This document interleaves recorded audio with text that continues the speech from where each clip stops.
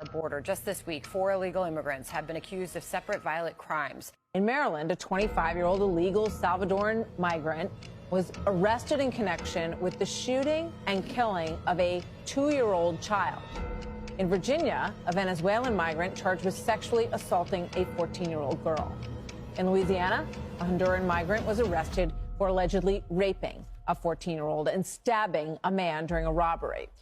American people, we are at a very dangerous intersection right now in this country, the intersection of crime and immigration.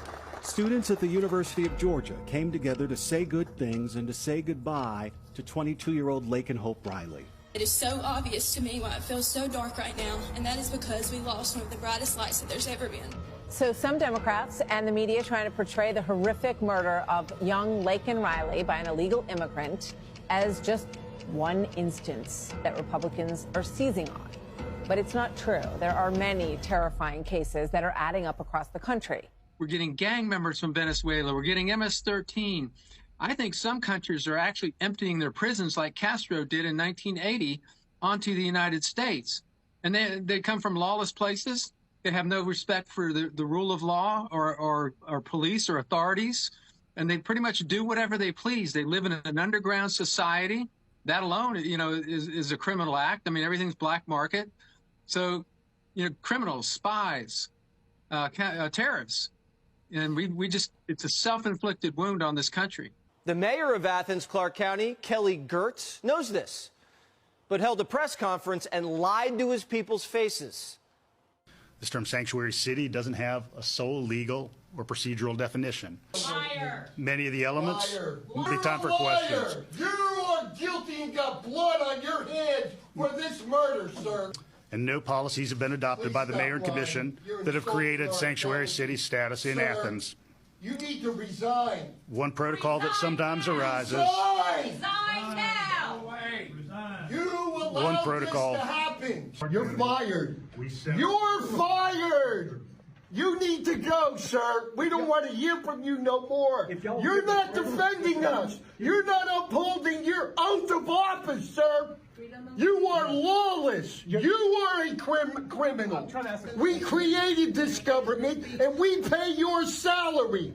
You do what we want you to do, not what you want to do. This election year, the border is the top issue again. The second biggest concern, the government. See what's going on here? Now, this poll was taken before Biden's migrant murdered a college kid in Georgia and another Biden migrant sexually assaulted a kid in Virginia. So expect these numbers to go up. And it's not just safety. We're losing money. We're spending billions treating illegals like visiting foreign dignitaries, lavishing them with free hotel rooms, culturally appropriate meals, spending money, phones, college tuition, sex changes. Georgia's governor is demanding answers from President Biden and his immigration authorities. Laken's death is a direct result of failed policies on the federal level and an unwillingness by this White House to secure the southern border. Authorities believe Ibarra illegally entered the U.S. in 2022 and has several run-ins with law enforcement since then, but was paroled or released before customs enforcement agents could step in. His brother, who was also arrested for allegedly carrying a fake green card, was also arrested before by local authorities and released. Americans are sick and tired of being lied to by pathetic politicians who think we can't read the laws they write behind our backs. We investigated Georgia law. The state prohibits sanctuary cities. But these wicked little mayors, like this guy, while everyone's distracted, create loopholes to prevent their towns from working with ICE. So they can brag about how kind and compassionate they are towards migrants.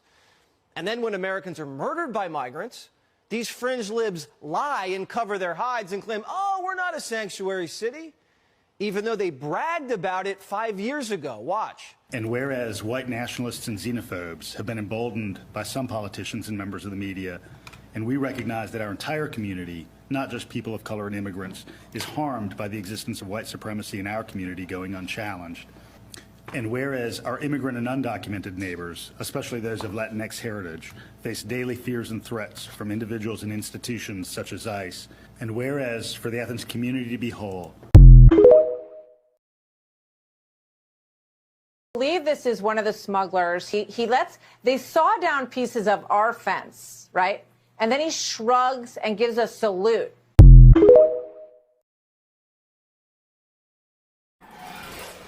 President Biden's open border policies are not only igniting national security concerns, they're fueling America's crime crisis.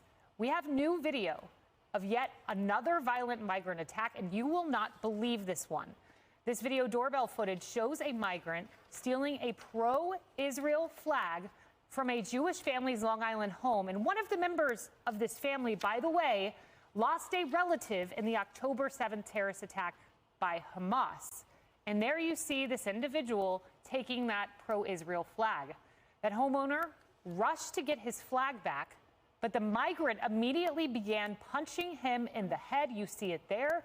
Put him in a chokehold, headbutted him at least once. That's all according to the homeowner, and threw him to the ground. That migrant has been arrested and charged with a hate crime. Authorities say he's a Palestinian from North Africa. That's how he's self-described. And he got into the U.S. illegally from Mexico back in November. At one point, the attacker repeated anti-Semitic slurs and was caught flipping the bird to a camera. That's becoming somewhat of a trend among these criminals. It was just like the migrant accused of attacking two NYPD officers. What an image. The New York County executive who announced the arrest summed up what many Americans are feeling right now. We have a crisis. These are not the type of people who come to America like my great-grandparents did, like your great-grandparents and grandparents and parents who came to America to kiss the ground. Instead, they spit on our flag, they trample on our values, and they commit crimes. And they do so at taxpayer expense. Yeah, and Florida is already bracing for a possible mass migration of Haitians attempting to enter the United States through the Florida coast. Violence continues to escalate in Haiti, and it's to the point now where the Pentagon has just deployed Marine anti-terrorism units.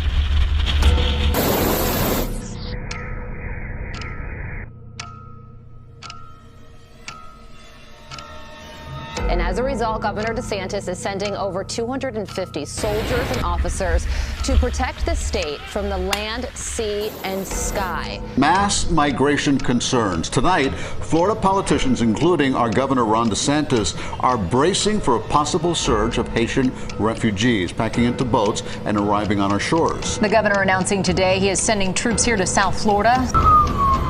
A new year, new arrivals, and a new plan aimed at slowing the rising tide of migrants trying to enter the U.S. illegally.